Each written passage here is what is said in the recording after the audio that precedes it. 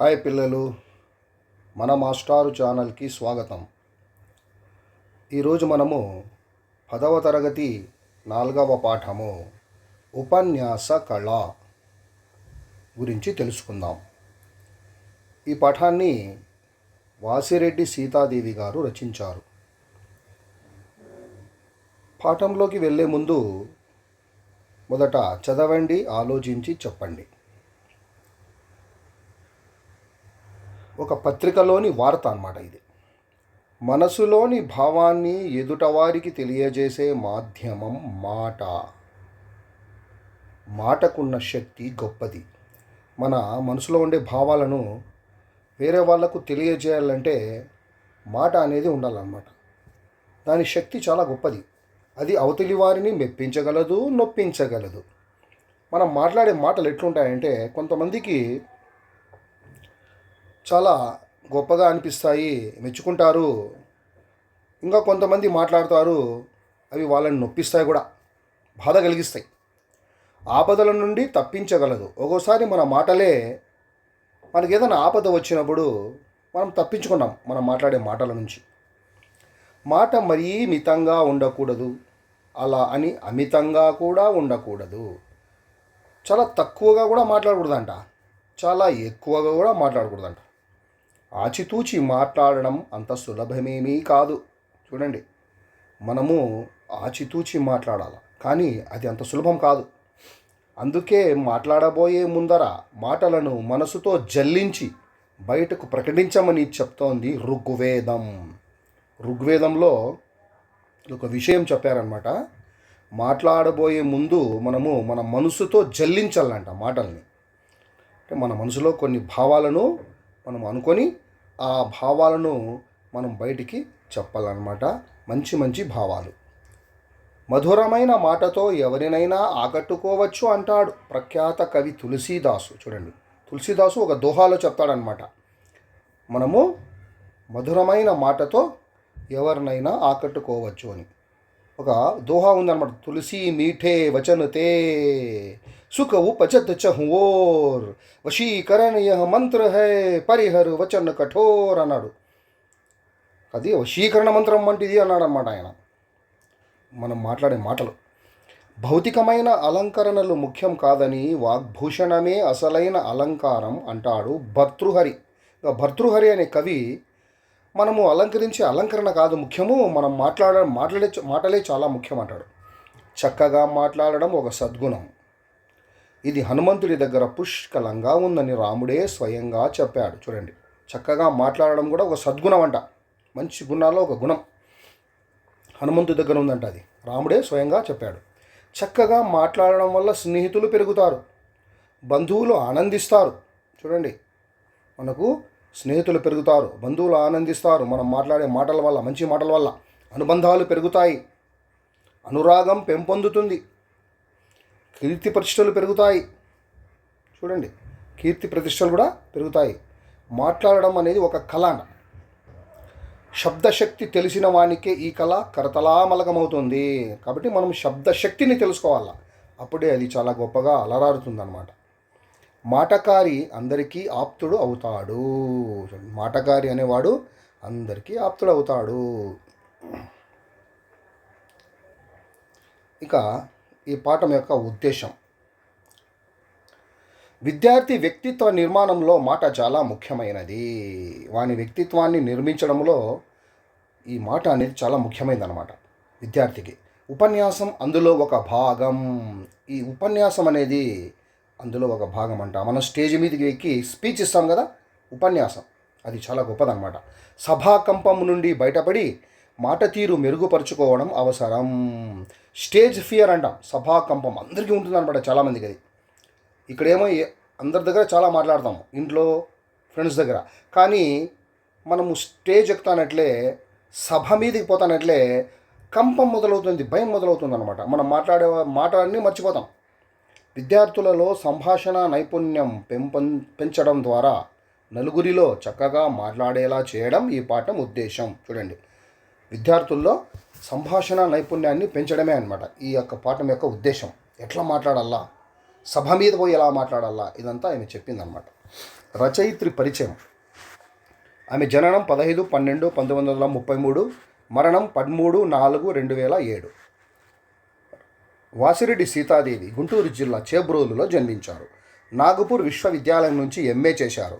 39 నవలలు రాసినారన్నమాట. ఆమె 100కి పైగా కథలు రాశారు. ఈమె రాసిన మట్టి మనిషి 14 భాషల్లోకి అనువాదం చేశారంట. ఈమె నవలలు దూరదర్శన్లో సీరియల్గా, సినిమాలుగా వచ్చాయి. జవహర్ బాల్భవన్ డైరెక్టర్గా కూడా పనిచేశారు. ఆంధ్రప్రదేశ్ సాహిత్య అకాడమీ పురస్కారం 5 సార్లు అందుకున్నారంట ఆమె. ఈమెను ఆంధ్ర పెర్ల్ బక్ అని పిలుస్తారంట. ప్రస్తుత పాఠ్యభాగం సీతాదేవి గారి సాహిత్య సామాజిక వ్యాస సంపుటి నుండి గ్రహించబడింది. ప్రక్రియ. వ్యాసం యొక్క ప్రక్రియ రాయము అంటాడు పబ్లిక్ పరీక్షల్లో. వ్యాసం ప్రక్రియ రాయము, కథ ప్రక్రియ రాయము, కథానిక ప్రక్రియ రాయము, లేఖ ప్రక్రియ రాయము, ఇట్లా ఉంటుందన్నమాట. ఇప్పుడు వ్యాసం అనేది ఏమి? ఏదైనా ఒక విషయాన్ని తీసుకుని దాని పూర్వపరాలను చర్చిస్తూ విశ్లేషణాత్మకంగా విస్తరించి రాయడమే వ్యాసం. ఏదైనా ఒక విషయం తీసుకొని అది ఎలా ఉంది ఏమి అని చెప్పేసి దాన్ని బాగా విశ్లేషణ చేస్తూ విస్తరిస్తూ రాయడం అన్నమాట. దీనిలో ఉపోద్ఘాతం, విషయ విస్తరణ, ముగింపు వంటివి ప్రధానాంగాలుగా ఉంటాయి. చూడండి, ఇవన్నీ ఉంటాయన్నమాట. ఉపోద్ఘాతం ఉంటుంది, విషయ విస్తరణ ఉంటుంది, ముగింపు కూడా ఉంటుంది లాస్ట్లో. వ్యాసంలోని విషయాన్ని బట్టి చారిత్రక, రాజకీయ, సాంస్కృతిక, శాస్త్ర, వైజ్ఞానిక, సాహిత్య, తాత్విక, ఆధ్యాత్మిక మొదలైన విభాగాలుగా విభజించవచ్చు. ఏ విషయం గురించి రాయొచ్చు అనమాట. మనము చారిత్రక రాయొచ్చు, రాజకీయ రాయొచ్చు, సాంస్కృతిక రాయొచ్చు, శాస్త్ర రాయొచ్చు, వైజ్ఞానిక రాయొచ్చు, సాహిత్య రాయొచ్చు, తాత్విక రాయొచ్చు, ఆధ్యాత్మిక రాయొచ్చు. ఏ విషయం గురించైనా రాయొచ్చు అన్నమాట. ఇక్కడి నుంచి పాఠం మొదలవుతుంది. మాట్లాడే శక్తిని మాత్రం వదిలేసి నా సర్వస్వం దోచుకున్నా నేను విచారించను. నా వాక్కుతో నేను పోగొట్టుకున్నవన్నీ తిరిగి సంపాదించుకోగలను. ఆక్స్ఫర్డ్ శబ్దకోశకారుడు డేనియల్ వెబ్స్టర్ అన్నాడంట ఈ మాటలు. ఆక్స్ఫర్డ్ అనే ఒక డిక్షనరీ ఉంది కదా, దాన్ని రాసిన ఆయన డేనియల్ వెబ్స్టర్ ఏమన్నాడు చూడండి. ఆయన మాట్లాడే శక్తిని మాత్రం వదిలేసి అది ఒక్కటి వదిలేసేయండి, మిగతావన్నీ దోచుకోండి. నా దగ్గర ఏమున్నా అన్నీ దోచుకోండి. ఎందుకంటే నేను నా మాటతోనే, నా వాక్కుతోనే నేను పోగొట్టుకున్నవన్నీ సంపాదించుకోగలను అన్నాడు ఆయన. చూడండి ఎంత గొప్పగా అన్నాడు. నువ్వు నాకో బలమైన శబ్దం ఇవ్వు, నేను ఈ ప్రపంచాన్నే ఊపేస్తాను. ప్రపంచ ప్రఖ్యాత రచయిత జోసెఫ్ కాన్రాడే అన్నాడు. చూడు ఏమన్నాడు ఆయన. ప్రపంచ ప్రఖ్యాత రచయిత జోసెఫ్ కాన్రాడే ఏమన్నాడు? నువ్వు నాకో బలమైన శబ్దం ఇవ్వు, నేను ఈ ప్రపంచాన్ని ఊపేస్తాను అన్నాడు. అంటే మంచి మాటలు నాకు ఇవ్వు నువ్వు, అప్పుడు నేను ప్రపంచాన్ని ఊపేస్తాను. అంటే మాటల ద్వారా ప్రపంచాన్ని జయించవచ్చు అని. పై వాక్యాలు శబ్దశక్తి అంటే మానవుడి వాక్కు ఎంత మహత్తరమైనదో తెలియజేస్తున్నాయి. ఈ వాక్కే మానవుణ్ణి ఇతర ప్రాణుల నుండి వేరు చేసి సృష్టిలో మహోత్కృష్ట స్థానాన్ని ప్రసాదించింది. చూడండి, సృష్టిలో మానవునికి తప్ప వేరే వాళ్ళు ఎవరికి లేవన్నమాట ఈ యొక్క గొప్ప వాక్కు శక్తి అన్నమాట.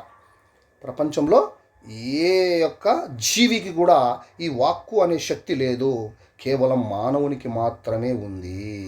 అందుకే మనం చాలా గొప్ప వాళ్ళము. ఈ వాక్కు సూత్రాన్ని పట్టుకొని మనీషి అయి రాతియుగం నుంచి ఈనాటి అనుయుగంలోకి ప్రవేశించాడు. ఈ మనిషి అనేవాడు మనీషి అయినాడు, మేధావి అయినాడు అన్నమాట. వాక్కు సూత్రాన్ని పట్టుకొని వాడు మనిషి అనేవాడు, ఒక కామన్ మ్యాన్ అనేవాడు మనీషి అయినాడు. వాడు గొప్ప తెలివైనోడుగా, గొప్ప మేధావిగా వాడు రాతియుగము నుండి ఈనాటి అనుయుగంలోకి వాడు ప్రవేశించాడు. చంద్రమండలంలో కూడా మనల్ని ప్రవేశిస్తున్నారు. చూడండి, వ్రాయడం నేర్చిన ప్రతి వ్యక్తి రచయిత కాలేనట్టుగానే మాట్లాడడం నేర్చిన ప్రతి వ్యక్తి వక్త కాలేడు అంటారు. చూడు, ప్రతి ఒక్కరు రాస్తారు కానీ ఎవరూ రచయిత కాలేరు. ప్రతి ఒక్కరూ మాట్లాడతారు కానీ వారు వక్త కాలేరు. వక్త అంటే బాగా మాట్లాడేవాడు, సభ మీద ఆ స్టేజ్ మీద బాగా మాట్లాడేవాడు అనమాట. వక్తృత్వ ప్రావీణ్యత ఒక వరమా? క్వశ్చన్ మార్క్ చూడండి. అది కొందరికే పుట్టుకతో లభ్యమయ్యే కళ, ప్రయత్నిస్తే వచ్చేది కాదా? 3 ప్రశ్నలే. అది ఒక వరమా, లేకపోతే కొంతమంది పుట్టుకతోనే వస్తుందా, లేదా ప్రయత్నిస్తే వస్తుందా? ఇది పుట్టుకతో వచ్చే కళ ఎలా అవుతుంది?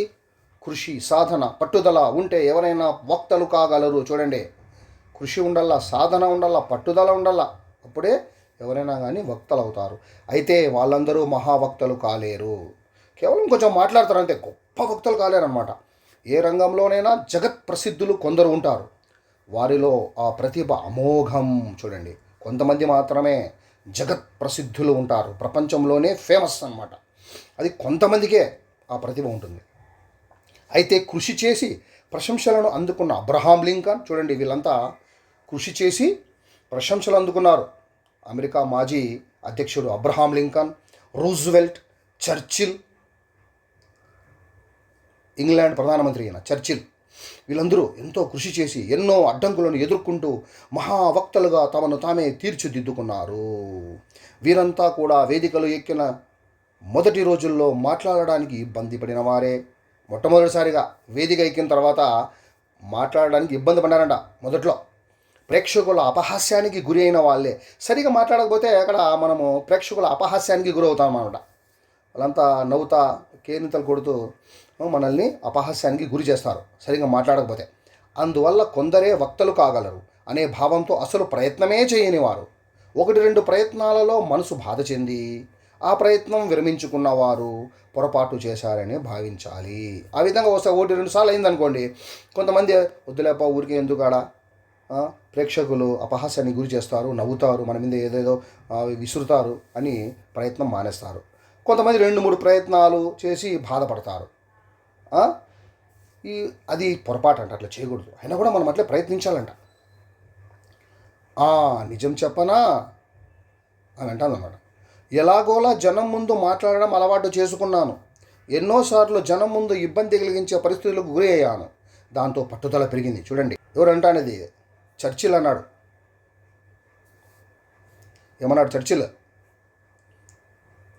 ఎలాగోలా జనం ముందు మాట్లాడడం అలవాటు చేసుకున్నాను. చర్చిల్ అన్నట్లు ఈమె అంటాందనమాట. చర్చిల్ ఈ విధంగా చెప్పాడు అని రచయిత్రి. ఎలాగోలా జనం ముందు మాట్లాడడం అలవాటు చేసుకున్నాను. ఎన్నోసార్లు జనం ముందు ఇబ్బంది కలిగించే పరిస్థితులకు గురి అయ్యాను. దాంతో పట్టుదల పెరిగింది. గొప్ప వక్తను కావాలని నిర్ణయించుకున్నాను. చాలా శ్రమించాను. మాట్లాడగల శక్తి ప్రతి మానవుడికి ఉంది. ఆ వాక్కును నేను సానబట్టాను. చివరకు అనుకున్నది సాధించాను. ఈనాడు గొప్ప వక్తగా నాకు గుర్తింపు వచ్చింది అన్నది ఎవరో కాదు, ఉత్తమ వక్తగా ప్రపంచం గుర్తించిన చర్చిల్ అన్న మాటలు ఇవి. చూడండి, చర్చిల్ అన్నాడు ఈ మాటలు. మొదట్లో ఎన్నోసార్లు బాధపడ్డాడంట, ఇబ్బంది కలిగించే పరిస్థితులు వచ్చాయంట. ఆయనకి పట్టుదల పెరిగిందంట, శ్రమించాడంట. ఆ విధంగా తన వాక్కును సానబెట్టుకున్నాడంట. ఎన్నోసార్లు స్టేజ్ మీద మాట్లాడి చాలా గొప్ప వక్త అయ్యాడంట ఆయన. చర్చిల్ వక్తగా గుర్తింపు పొందాక కూడా చాలా కాలం వరకు మాట్లాడవలసిన విషయాన్ని మననం చేసుకునేవాడంట. అంత గొప్పగా మాట్లాడేవాడు ఉన్నా కూడా ఆయన ఎప్పుడైనా స్టేజ్ మీదకి పోవాలనుకుంటే ముందే మననం చేసుకునేవాడంట, విషయాలన్నీ మర్చిపోకుండా. అద్దం ముందు నిలబడి మహాసభలో జనం ముందు నిలబడి మాట్లాడినట్టే తన గదిలో ప్రాక్టీస్ చేసేవాడంట. చూడండి, తన గదిలో అద్దం ముందు నిలబడి జనం ముందర ఎట్లా మాట్లాడతాడో అట్లా మాట్లాడేవాడంట, ప్రాక్టీస్. కనుక ఏ పుట్టలో ఏముందో, ఏ బుర్రలో ఏ ప్రతిభ మరుగున పడి ఉందో, అందుకే ప్రజాహిత కార్యక్షేత్రంలో పాల్గొనే ప్రతి వారు ఉత్తమ వక్త కావడానికి కృషి చేయాలి. కాబట్టి ప్రతి ఒక్కరూ, ముఖ్యంగా రాజకీయ నాయకులకి, ప్రజాహితం కోరే వాళ్ళకి ఈ వక్త కావడం చాలా ముఖ్యం అన్నమాట. కొందరికి కొద్ది శ్రమతోనే విలక్షణమైన వాగ్విధానం అబ్బుతుంది. కొంతమందికి కొంచెం కష్టపడుతున్నట్లే వాళ్ళకి అట్లా వచ్చేస్తుంది అనమాట అది మాట్లాడే విధానం. వారే మహావక్తలు అవుతారంట. కృషి చేసిన ప్రతి వక్త ఉపన్యాసం ఇచ్చే ధోరణిని సాధించవచ్చును. కానీ కొంతమంది కృషి చేసి సాధిస్తారు. ప్రజాహిత రంగంలో విజయం సాధించాలన్నా, ఆ రంగంలో ఉన్నతోన్నత శిఖరాలను అందుకోవాలన్నా వక్త అయి ఉండాలి. చూడండి, ఇప్పుడు ఉండే గొప్ప వాళ్ళందరూ ఎందుకు అంత గొప్ప వాళ్ళు అయ్యారంటే వాళ్ళు మాట్లాడే విధానం అంత గొప్పగా ఉంటుందన్నమాట. వాళ్ళకు ఖచ్చితంగా ఉండాలన్నమాట. అది అప్పుడే వాడు గొప్పవాడవుతాడు. వక్త అనేవాడు మాట్లాడితేనే ఆ రాజకీయ రంగంలో రాణిస్తాడు వాడు. అనుకరణ, కొంతమంది అనుకరిస్తారు, ఇమిటేట్ చేస్తాడనమాట. అతను ఎట్లా మాట్లాడతాడు వీళ్ళు అట్లే మాట్లాడతారు. అది ఎట్లా ఉంటుందో చూడండి. కొందరు మంచి వక్త కావాలనే ఉబలాటంతో గొప్ప వక్తల్ని అనుకరిస్తారు. అనుకరణ అంటే వాళ్ళని ఇమిటేట్ చేయడం. వాళ్ళు ఎట్లా మాట్లాడతారో మనం కూడా అట్లే మాట్లాడడం, దాన్ని అనుకరణ అంటారు. అందువల్ల ప్రయోజనం అతడు గొంతెత్తగానే ఎవరిని అనుకరిస్తున్నాడో ప్రేక్షకులకు తెలిసిపోతుందంట. అంతే, సభలో కలకలం ప్రారంభమవుతుంది. మనము ఉదాహరణకు ఎన్టీఆర్ ఉన్నాడు, సినిమా యాక్టర్. ఆయన మాదిరే మాట్లాడాలనుకోండి, అట్లా మాట్లాడితే అప్పుడే సభలో కలకలం, ఎన్టీఆర్ మాదిరే మాట్లాడుతున్నారో అంటారు. అట్లా అనమాట. చౌకబారు అనుకరణని నవ్వుకుంటారు. చూడు, ఎవరినైనా మనం ఇమిటేట్ చేయకూడదు, అనుకరించకూడదు, వాళ్ళకి అప్పుడే తెలిసిపోతుంది. అసలే నకిలీయే కదా. మనంగా ఉన్నప్పుడే మనకు ప్రత్యేక స్థానం ఉంటుంది. చూడు, మనంగా ఉండాలా, మన మాదిరే మాట్లాడాలా. అత్యంత నైపుణ్యంతో చేయబడి అచ్చంగా గులాబీ పువ్వే అనే భ్రమ కలిగించే కాగితం పువ్వులో గులాబీలో ఉండే సుగంధాన్ని నింపగలమా? చూడండి, అచ్చంగా ఉండే కాగితపు గులాబీ పువ్వులో ఒరిజినల్గా ఉండే స్వచ్ఛంగా ఉండే గులాబీలో ఉండే సుగంధము ఈ కాగితం పువ్వులో మనం నింపగలమా? నింపలేము. కాగితపు గులాబీ పువ్వే స్వచ్ఛమైన గులాబీ పువ్వే. అందుకే అనుకరణ మంచిది కాదు. కాబట్టి వేరే వాళ్ళని మనం అనుకరించకూడదు. సభాకంపం, స్టేజ్ ఫియర్. సభలో మాట్లాడడానికి భయపడే వాళ్ళు పిరిగి వాళ్ళ కాదా? ఎందరో గొప్ప వక్తలు మొదటి వేదికను ఎక్కినప్పుడు సభాకంపానికి గురైన వాళ్ళే. వీళ్ళంతా గొప్ప వాళ్ళంతా మొట్టమొదటిసారి సభ ఎక్కినప్పుడు, సభ మీదకి పోయినప్పుడు అంతా భయపడిన వాళ్ళే వాళ్ళు. సభాకంపానికి గురైన వాళ్ళే. అబ్రహాం లింకన్, రూజ్వెల్ట్, చర్చిల్ పిరిగి వాళ్ళ కాదని వాళ్ళు జీవితంలో సాధించిన విజయాలే చెప్తాయి. కాబట్టి వాళ్ళు పిరిగి వాళ్ళు కాదు. ఎందుకంటే మొదట్లో భయపడిన వాళ్ళే, ఆ తర్వాత వాళ్ళు గొప్పగా వారి యొక్క మాటలను రూపుదిద్దుకొని వాళ్ళు గొప్ప వక్తలుగా వాళ్ళు పేరు సంపాదించారు. అందుకు వాళ్ళు సాధించిన విజయాలే మనకు చెప్తాయన్నమాట. వేదిక మీద కొత్తగా ప్రసంగించవలసి వచ్చినప్పుడు 199 మంది ఈ సభాకంపం భరించక తప్పదు. చూడు, 199 మంది ఈ సభాకంపం అనేది వాళ్ళు అనుభవించక తప్పదు. మొట్టమొదటిసారిగా వాళ్ళు ప్రసంగించవలసి వచ్చినప్పుడు కొత్తగా. ఇది అతి సామాన్యమైన విషయం. ఇది మామూలుగా సామాన్యమైన విషయమే. ఆ తర్వాత ఒక 5 సార్లు 6 సార్లు మాట్లాడితే వాళ్ళకి అది అలవాటైపోతుంది. ఆ సభాకంపం తొలగిపోతుంది. వేదిక, కొన్ని పాటించవలసిన రీతులు చూడండి. సభ మీద ఎట్లా మనం ఉండాలా, ఏ విధంగా మనము కొన్ని ఆ రీతులు పాటించాల. వేదిక మీద హుందాగా ప్రవర్తించాలి. చూడ, హుందాగా ఉండాలన్నమాట, డిగ్నిఫైడ్గా ఉండాలి. అనేక వేల కళ్ళు అతన్ని గమనిస్తుంటాయనే విషయం విస్మరించరాదు. చూడండి, ఎన్నో వేల కళ్ళు వాడిని గమనిస్తుంటాయి. ఆ స్టేజ్ మీదకి ఎక్కిన అతని గురించి చూస్తుంటాయి. వేదిక మీద ఎబ్బెట్టుగా ప్రవర్తించే వక్త శ్రోతల దృష్టిలో ముందుగానే చులకనైపోతాడు. అక్కడ పోయి ఎబ్బెట్టుగా ప్రవర్తించినాడు అనుకో, వీళ్ళలో వాడు చులకనైపోతాడు. అప్పుడు నవ్వుతారనమాట అంతా. అతడి వంతు వచ్చినప్పుడు అధ్యక్షుడు అతడి పేరు చెప్పగానే సభాసదుల్లో గుసగుసలు, చిరునవ్వులు కనిపిస్తాయి. ఇప్పుడు అతను మాట్లాడడానికి అధ్యక్షుడు చెప్తాడు కదా, ఫలానా అతను వచ్చి మాట్లాడతాడని. అప్పుడే అతని గురించి గుసగుసలు, చిరునవ్వులు కనిపిస్తాయి. స్టేజ్ మీద వాడు ఎట్లా అంటే ఎబ్బెట్టుగా ప్రవర్తిస్తే అది చూసి వక్త కొంచెం తికమక పడక తప్పదు. అందుకు వాడు తికమక పడతాడు. కాబట్టి వాడు ఎబ్బెట్టుగా ఉండకూడదు, చాలా హుందాగా ఉండాలన్నమాట. అది అంతటితో ఆగుతుందని చెప్పలేమో. వక్త అపహాస్యం పాలై ఉపన్యాసం ముగించకుండానే కూర్చోవలసిన పరిస్థితి ఏర్పడవచ్చు. చూడు, అతడు అపహాస్యం పాలవుతాడు, ఉపన్యాసం మధ్యలోనే ముగించాల. అందుకే వేదిక మీద ఆసీనులైన వక్తలు సమయ సందర్భాలకు అనుకూలంగా దుస్తులు ధరించాలి.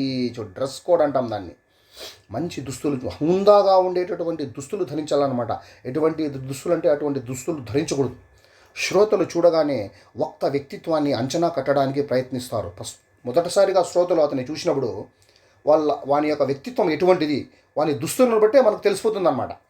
శ్రోతల గౌరవాన్ని ముందుగానే పోగొట్టుకున్న వక్త చెప్పేది ఎవరు వినరు. ముందే వాడు ఎటువంటి బట్టలు అంటే అటువంటి బట్టలు వేసుకొని వచ్చి ఆడ ఎట్లాంటి ఎబ్బెట్టుగా ప్రవర్తించినాడు అనుకో, వాడు చెప్పేది ఎవరు వినరు అనమాట. సాదా దుస్తుల్లో హుందాగా తయారు కావచ్చు, మామూలు దుస్తుల్లో కూడా బాగా హుందాగా ఉండవచ్చు. వేదిక మీద వక్త ప్రవర్తన, కొన్ని సలహాలు, పరిహరించదగిన కొన్ని లోపాలు. చూడండి, వాని ప్రవర్తన ఎట్లుండాలా, వేదిక మీద కొన్ని సలహాలు ఇస్తూ ఉన్నారు. మళ్ళీ ఆ లోపాలు ఏమన్నా ఉంటే దానిని వాడు ఏ విధంగా రెక్టిఫై చేసుకోవాలా, పరిహరించుకోవాలా అని చెప్తున్నారు అన్నమాట. దీంట్లో ఆ లోపాలు లేకుండా మళ్ళీ చూసుకోవాలన్నమాట. కుర్చీలో కూర్చొని వెనుక్కు ముందుకు ఊగడం. చూడండి, కుర్చీలో కదలడం. ఆడ వేదిక మీద కూర్చోంటారు కదా, అవి వీళ్ళంతా చూస్తుంటారు. వాళ్ళని కూర్చున్నప్పుడు ఒకరినొకరిని అధ్యక్షుడు పిలుస్తాడు వచ్చి మాట్లాడమని. అప్పుడు వాళ్ళు హుందాగా కూర్చోండాలి. ఎట్లా అంటే ఇట్లా కూర్చోకూడదు. వెనుక ముందుకు ఊగడమంట, కుర్చీలో కదలడం అంట, గురి పెట్టినట్లు ఒకవైపు ప్రేక్షకులనే చూస్తూ కూర్చోవడం, అట్లా స్ట్రైట్గా అట్లే చూసేది.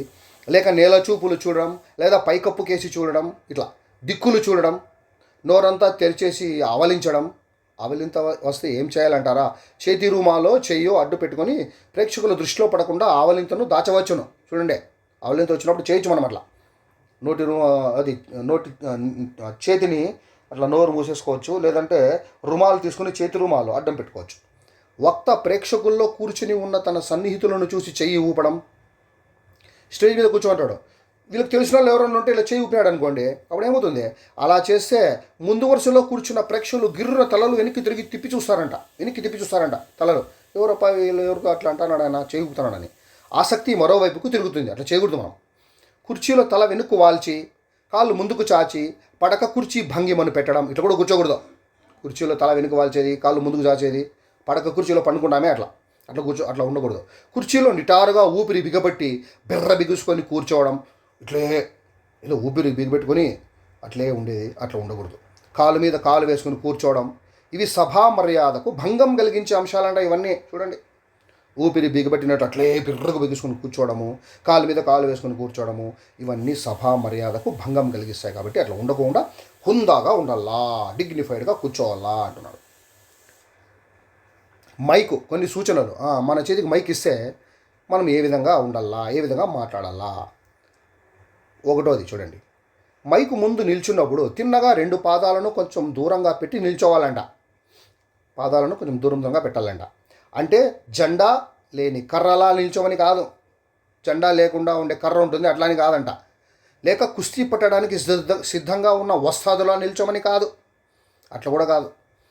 కుస్తీ పడతామే మనము, కుస్తీ పట్టడానికి అట్లా వస్తాదులు నిలబడతా చూడండి, అట్లా కూడా కాదంట. రిలాక్సే నిల్చోవాలంట, రిలాక్స్డ్గా ఉండాలి. మైకు ముందు స్టాండ్ను పెట్టడం ప్రధానంగా వక్తకు మైకుకు ఉండాల్సిన దూరాన్ని చివరి వరకు మేనేజ్ చేయడానికే. అక్కడ ఎందుకు పెడతారు స్టాండ్? అది మైకు పై ఇట్లా స్టాండ్ ఉండి దాని మీద మైకు ఉంటుంది కదా, ఎందుకు ఉంటుందంటే వక్తకు మైకుకు దూరాన్ని మేనేజ్ చేయడానికి అంట. అది రెఫరెన్స్ పేపర్స్ పెట్టుకోవడానికి కూడా ఉపయోగపడుతుంది. ఏమన్నా కొన్ని ముఖ్యమైన విషయాలు ఉంటే దాని మీద రెఫరెన్స్ పేపర్స్ కూడా పెట్టుకొని చదవచ్చు అనమాట చూసుకుంటూ. వక్త ఆ స్టాండును 2 వైపులా 2 చేతులతో గట్టిగా పట్టుకొని తన బరువును పూర్తిగా దాని మీద పారేయడానికి కాదు. కొంతమంది ఆ స్టాండ్ మీద తన బరువంతా వేస్తారు, అట్లా చేయకూడదు. కొందరు స్టాండును మాట్లాడినంతసేపు గట్టిగా పట్టుకుని వదలకపోగా దాన్ని కదుపుతూ ఉంటారంట. కొంతమంది మాట్లాడుతూ ఊపుతూ అంటారంట. అది కదిలినప్పుడల్లా మైకు కదిలి వింత చప్పుళ్ళు చేస్తుందంట, ఒక రకమైన సౌండ్ చేస్తుంది. అట్లా చేయకూడదు. ఏం చూడండి, సరోజినీ నాయుడు, భారత కోకిల అంటాం కదా, ఆమె అనమాట. ప్రసంగ భాగాలు: ప్రారంభం, విషయ ప్రతిపాదన, ఉపసంహారం. ప్రసంగ భాగాలు అనమాట. ప్రసంగంలో ఫస్ట్ ప్రారంభం ఎట్లా ఉండాలా, విషయ ప్రతిపాదన ఎట్లా ఉండాలి, మనం మాట్లాడే విషయం, ఉపసంహారం ఎట్లుండాలి, ఫస్ట్ ఇంట్రడక్షన్ ఎట్లా ఉండాలా, దాంట్లో ఉండే విషయం ఎట్లా ఉండాలా, లాస్ట్లో కన్క్లూజన్ ఎట్లా ఉండాలి, ఉపసంహారం, ముగింపు. ప్రారంభం చూడండి, తన ఉపన్యాసం ప్రారంభించడానికి లేచి వచ్చి మైకు దగ్గర నిలబడే లోపల ఆ శ్రోతలలో కలకలం ఉన్నట్టయితే వెంటనే ఉపన్యాసం ప్రారంభించకూడదు. ఇతని వంతు వచ్చిందనుకోండి, వచ్చి మైకు దగ్గర వస్తున్నాడు, అంతలోనే శ్రోతలు మాట్లాడుకుంటా కలకలం బయలుదేరింది, అంతా మాట్లాడుకుంటున్నారు, గలాట అయింది, వెంటనే ప్రారంభించకూడదంట. కొన్ని క్షణాలు మౌనంగా నిల్చొని ప్రేక్షకులను చూడాలంట. వెంటనే కలకలం ఆగిపోతుంది. అట్లా చూస్తే కొంచెంసేపు ఏదో మాట్లాడుతున్నాడు పాయప ఉండు అని అంత గమనిపోతారన్నమాట. ప్రేక్షకుల దృష్టి వక్త మీద పడుతుందంట. వాళ్ళు అంతా చూస్తారు అతన్ని, అతను ఏదో చెప్పడానికి వచ్చినాడు, ఉండండి, అంతా గమనిపోతారు అన్నమాట. అందరూ సైలెంట్ అయిపోతారు. అప్పుడు ప్రసన్న వదనంతో ఓ చిరునవ్వు ప్రేక్షకుల మీదకు విసిరి తన ఉపన్యాసం ప్రారంభించాలంట. వెంటనే ఒక చిరునవ్వు అనేది మనము వాళ్ళ మీద విసరాలంట. చిరునవ్వు నవ్వి ఆ తర్వాత ఉపన్యాసం ప్రారంభించాలంట. ఇంచున్న అబ్రహాం లింకన్, ఈయన అధ్యక్షుడిని సంబోధించేటప్పుడు తల తిప్పి అతడి వైపు చూడాలంట. అతను ఫలానా వాళ్ళు ఉన్నారు ఇక్కడ అని చెప్పాలి, ఫస్ట్ అధ్యక్షుడి పేరు చెప్పాలి కదా, ఆ తర్వాత ఎవరెవరు ఉన్నారో ఈ స్టేజ్ మీద అని చెప్పాలి కదా, అతని వైపు చూడాలంట. వేదిక మీద ఉన్న అందరినీ పేరున సంబోధించడం అనవసరమంట. వేదిక మీద ఉన్న అందరినీ, ప్రతి ఒక్కరిని పేరున వాళ్ళ పేరు వీళ్ళ పేరు అని అదంతా అనవసరమంట. సంబోధించిన ప్రతి వ్యక్తిని తల తెప్పి చూడనక్కర్లేదంట. ప్రతి ఒక్కరిని తల తెప్పి చూడడం అవసరంలే. ప్రేక్షకుల్ని సంబోధించే ముందు ఓ క్షణం మౌనం వహించాలంట.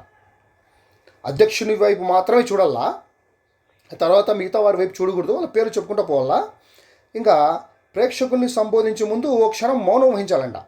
ప్రేక్షకుల్ని ఆకట్టుకునే చిట్కాల్లో ఇది అన్నిటికంటే మంచి చిట్కా అంట. నా ప్రియమైన ప్రేక్షకులారా అని కొంచెంసేపు ఊరికే ఉండిపోవాలి. ఇది చాలా గొప్ప చిట్కా అంట. ఇది కొంచెంసేపు మౌనంగా ఉండాలండి. ఒక ప్రధానమైన అంశం నుంచి మరో అంశంలోకి వెళ్ళబోయే ముందు ఓ క్షణం ఆగడం మంచిది. ఒక మామూలు టాపిక్ నుంచి మెయిన్ టాపిక్లోకి వెళ్ళే ముందు మనం మాట్లాడేటప్పుడు ఒక క్షణం మౌనంగా ఉండాలంట, ఆగాలంట. వేదిక మీద నుంచి ఎవరిని అతిగా పొగడకూడదు. అతిశయోక్తులు అపహాస్యానికి దారి తీస్తాయి. ఎవరిని కూడా ఎక్కువగా పొగడకూడదంట. ఎక్కువగా పొగిడితే అది అతిశయోక్తి అవుతుందన్నమాట, అది అపహాస్యానికి గురవుతుంది. కాబట్టి ఎంతో మాట్లాడాలో అంతే మాట్లాడాలి, వారి గురించి ఎంత పొగడాలో అంతే పొగడాలి. ప్రారంభంలో చాలామంది ఇంతమంది పెద్దల ముందు మాట్లాడే అర్హత నాకు ఉన్నదని నేను భావించడం లేదు, అయినా కార్యకర్తల మాట కాదనలేకపోయాను, నాకు ఉపన్యాసం ఇవ్వడం చేత కాదు, నేను కవిని కాను అని ఇట్లా మాట్లాడతారన్నమాట. కొంతమంది తన గురించి తనే తక్కువగా మాట్లాడుకుంటారు. ఆ సంగతి మాకు తెలుసు అంటారు. అట్లా అన్నప్పుడు వాళ్ళు ప్రేక్షకులు కళాకారుని అంతకంటే కాదు అంటే అది కూడా తెలుసు అంటారు వాళ్ళు. అట్లా మనల్ని గురించి మనమే కించపరుచుకున్నట్లు మాట్లాడుకుంటే వాళ్ళు అనమాట డైలాగ్ వేస్తా అంటారు అనమాట ప్రేక్షకులు. ఈ వేదిక మీద ఇంతమంది పెద్దల మధ్య మాట్లాడే అర్హత ఉందని నేను అనుకోవడం లేదు అన్నారనుకో, ఇప్పుడు ఉన్నదని ఎవరన్నారు అంటూ ప్రారంభిస్తారంట. శ్రోతలు కూడా కొన్ని మాటలు వక్త మీదకు విసురుతారంట. చూడండి ఇట్లా అంటారు వల్ల మనం ఏదన్నా ఒక డైలాగ్ వేస్తే దానికి మళ్ళీ వాళ్ళు వేస్తారనమాట. అట్లా మనల్ని మనమే కించపరుచుకున్నట్లు మాట్లాడకూడదు. ఆరంభంలోనే హంసపాదు, ఇది ఆరంభంలోనే హంసపాదు అంటే మనకు మొదట్లోనే చాలా ఇబ్బంది కలుగుతుంది అని. ఇంకా అట్లా మాట్లాడదాన్ని మనం పోయి కూర్చోవాలి అంతే. ఇంకా విషయ ప్రతిపాదన ఏం మాట్లాడాలి? విషయ ప్రతిపాదన సూటిగా ఉండాలి. చూడండి మనం ఏదైనా విషయం చెప్తే సూటిగా ఉండాలంట. వాచకం స్పష్టంగా ఉండాలి, మనం మాట్లాడే మాటలు స్పష్టంగా ఉండాలి. స్వరంలో ఆరోహణ అవరోహణలు ఉండాలి. ఎక్కడ చాలా గొప్పగా మాట్లాడాలా అంటే మంచి స్వరం ఎక్కువైనట్లు మాట్లాడాలా ఆరోహణ అంటే. అవరోహణ అంటే ఎక్కడ తక్కువ స్వరంలో మాట్లాడాలా. ఇవి మనము గుర్తుపెట్టుకోవాలన్నమాట.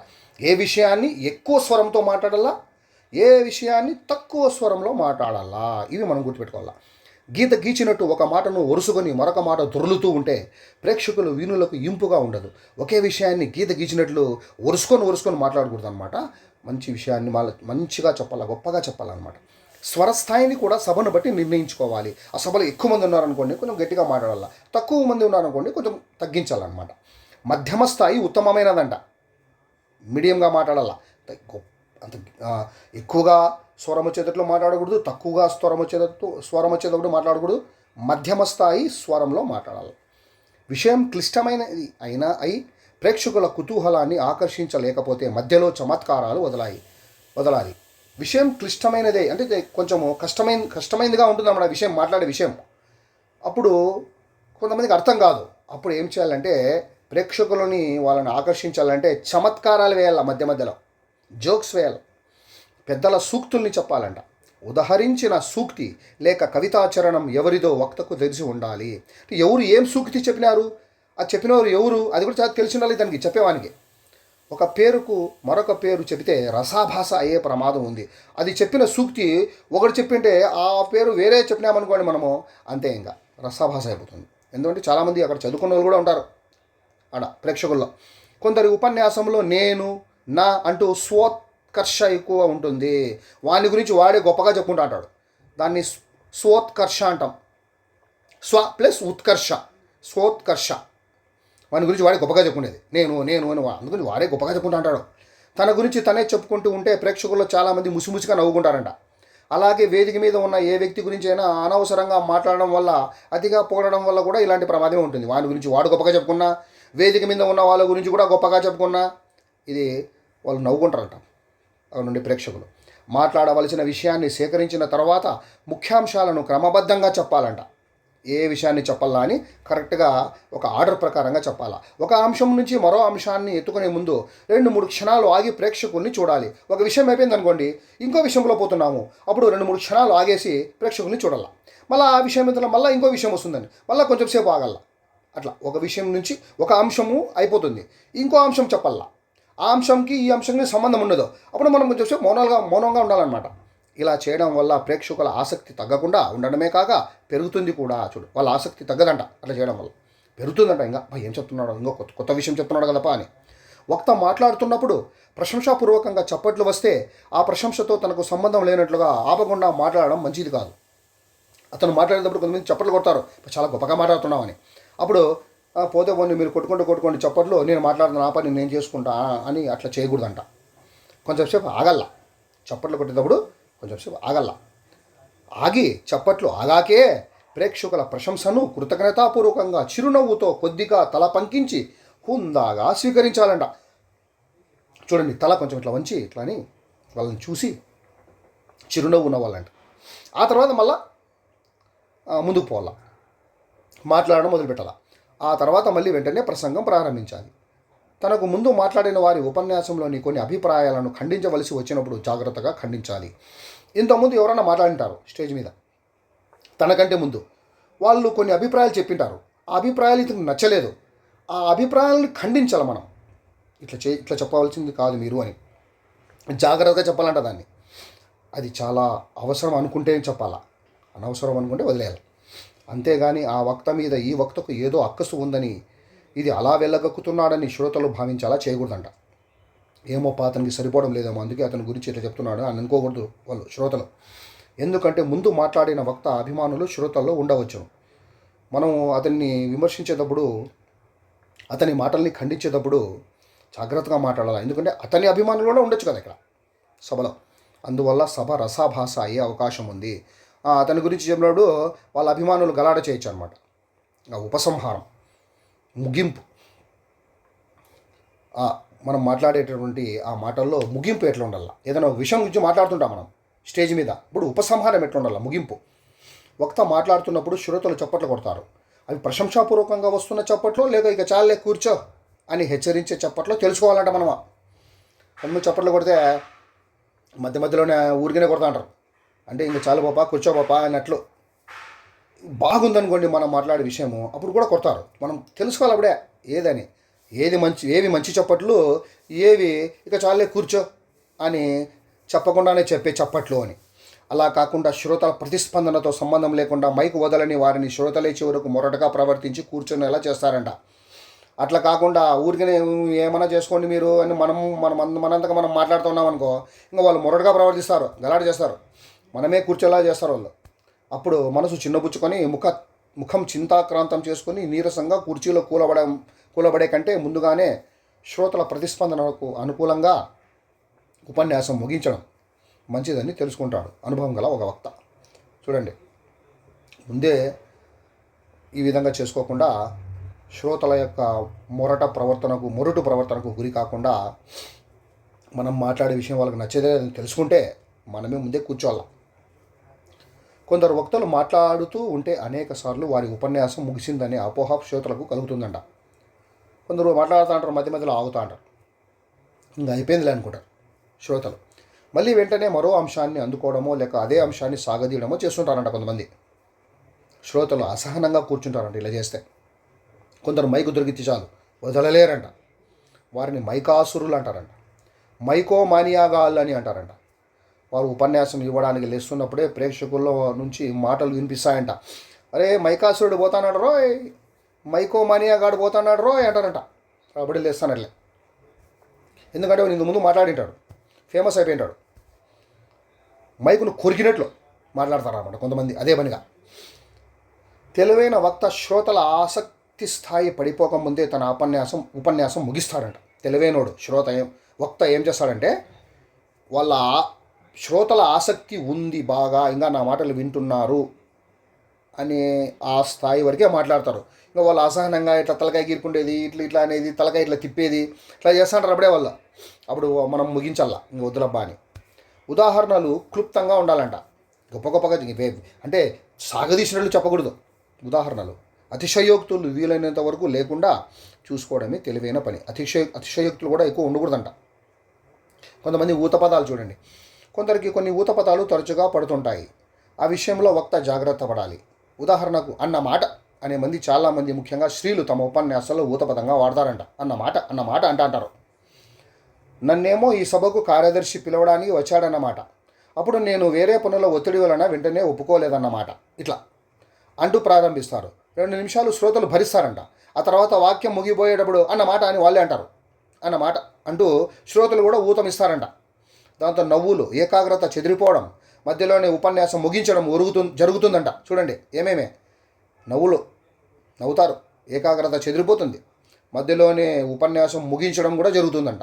వాళ్ళ ఇంకా వీళ్ళు ఆ సెంటెన్స్ ముగించేటప్పుడు అన్నమాట అనే మాట ఆమె వాడుతుంది అనే విషయం వీళ్ళే అన్నమాట అంటారు. ఎవరు? మన శ్రోతలు. కాబట్టి ఈ విధంగా జరుగుతుంది. మరికొన్ని ఊత పదాలు ఇన్నింటికి నేను చెప్పదలుచుకున్నది ఏమంటే అనేవి కూడా కొంతమంది చెప్తాంటారు. ఇన్నింటికి నేను చెప్పదలుచుకునేది ఏమంటే మాటిమాటికి ఇట్లా అంటారు వాళ్ళు. అంచేత అని కొంతమంది అంటారు. అంచేత అసలు విషయం అంటారు కొంతమంది.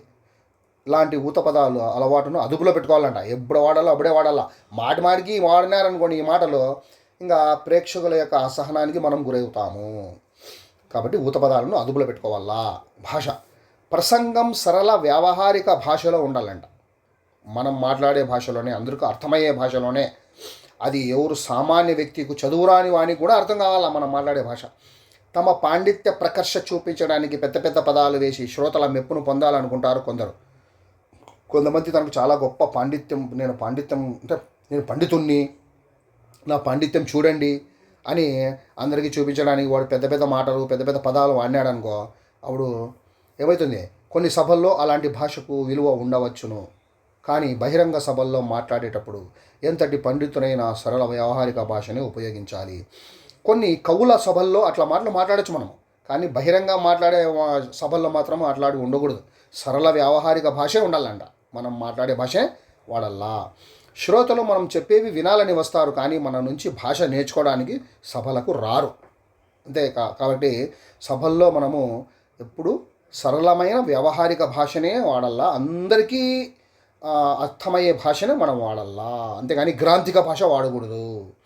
కొన్ని మాటల్ని కొత్తగా వేదిక ఎక్కిన వారు జాగ్రత్తగా పలకాలంట. ఉదాహరణ, ప్రసంగించడం అనబోయి ప్రసవించడం అనే ప్రమాదం ఉంది. చూడండి, ప్రసంగించడం అనబోయి ఒకసారి ప్రసవించడం అంటారు.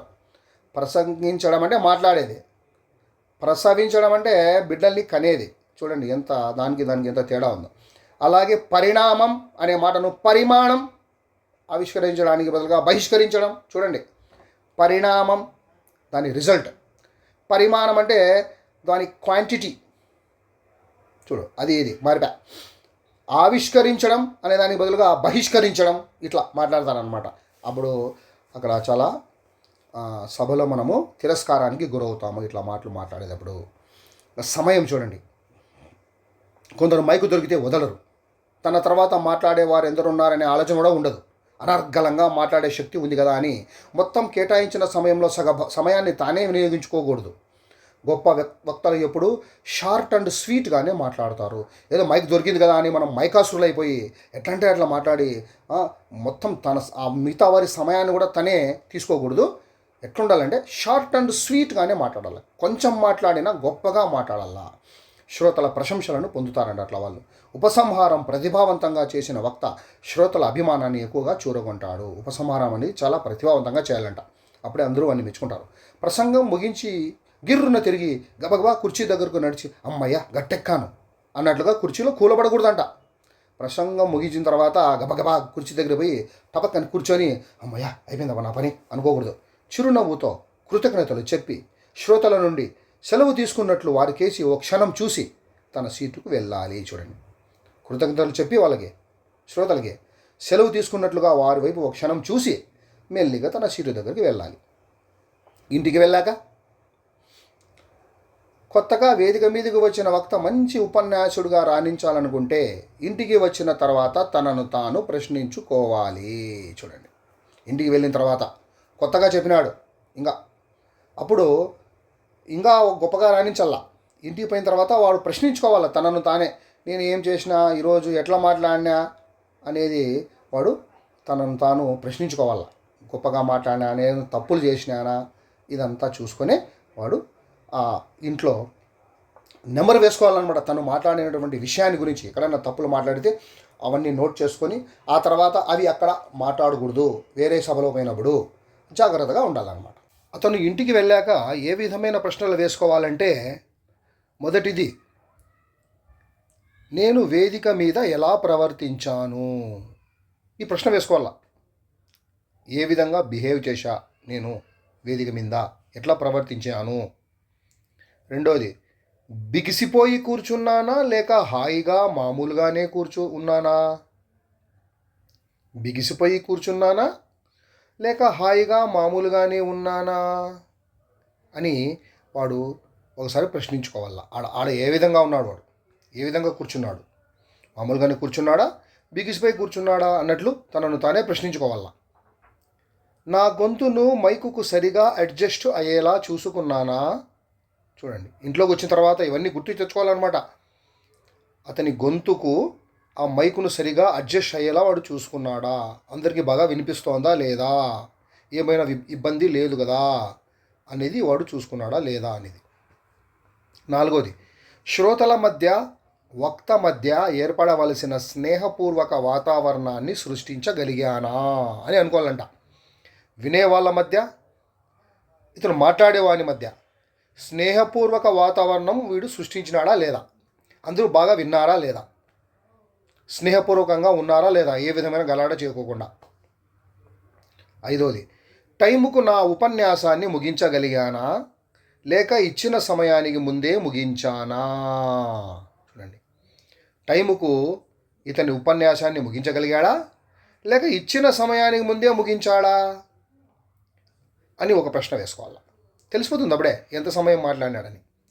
ఉపన్యాసం ఇవ్వడానికి ఆలోచించుకున్న అంశాలన్నింటినీ నా ఉపన్యాసంలో చెప్పగలిగానా? ఉపన్యాసం ఇవ్వడానికి ఏమేమి ఆలోచనలు ఉన్నాయో ఆ అంశాలన్నీ చెప్పినాడా, చెప్పలేదా, ఏమన్నా మర్చిపోయినాడా అని ఒకసారి చూసుకోవాలి. అప్పుడు తెలిసిపోతుంది అనమాట.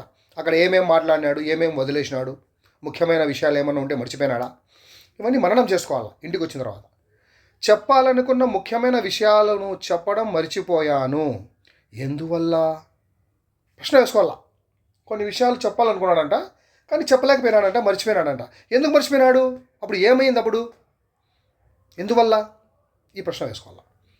శ్రోతలు నేను మాట్లాడుతున్న సమయంలో పక్కన కూర్చున్న వారితో మాట్లాడుతున్నారా? చూడు, అప్పుడే గమనిస్తుంటాడు కదా, ఇతను మాట్లాడేటప్పుడు శ్రోతలు బాగా వింటానారా లేదా పక్కన వాళ్ళతో మాట్లాడుతున్నారా, అది గమనించినాడా అనేది ఒక ప్రశ్న వేసుకోవాలి. నా ఉపన్యాసం ఇచ్చిన సమయానికి ముందే ముగించి బ్రతుకు జీవుడా అన్నట్లు కుర్చీలో కూలబడ్డానా? నా ఉపన్యాసం ఇచ్చిన సమయానికి ముందే ముగించి, అంటే 10 నిమిషాలు మాట్లాడాలని ఇచ్చినారనుకోండి, ఇతను 5 నిమిషాల్లోనే ముగించినాడు. మయ చాలపాయంగా బ్రతుకు జీవుడా అన్నట్టు కుర్చీలో కూలబడినానా అనేది ఒకసారి ఆలోచించుకోవాలన్నమాట. శ్రోతల అసహనానికి గురై నేను మధ్యలోనే ఉపన్యాసం ముగించానా?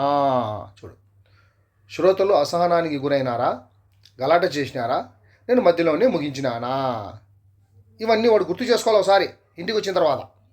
ఈ 10 ప్రశ్నలు వేసుకోవాలి వాడు. పై ప్రశ్నలకు సమాధానాలు వెతుక్కుంటే వక్తకు తన లోపాలు తెలుస్తాయి. ఇవన్నీ వాడు ఈ ప్రశ్నలకు సమాధానాలు తెలుసుకోవాలన్నమాట. అప్పుడే వానికి తెలుస్తాయి తన లోపాలు. రెండోసారి వేదిక మీద ఆ లోపాలు పునరుక్తి కాకుండా సాధ్యమైనంత వరకు ప్రయత్నించవచ్చును. చూడండి, ఈ విధంగా ఇంకోసారి పోయినప్పుడు ఈ లోపాలన్నీ వాడు పునరుక్తి కాకుండా చూసుకోవాలా, మళ్ళా రాకోకుండా చూసుకోవాలా ఈ లోపాలు, ఈ 10 లోపాలు. అప్పుడు సాధ్యమైనంత వరకు ఈ లోపాలు పునరుక్తి కాకుండా చూసుకుంటే వాడు బాగా ఇంకా మాట్లాడడంలో నిపుణత సాధిస్తాడనమాట. ఈ విధంగా ఈ ప్రశ్నలు వేసుకోవాలా. ఇంతటితో ఈ పాఠం అయిపోయింది.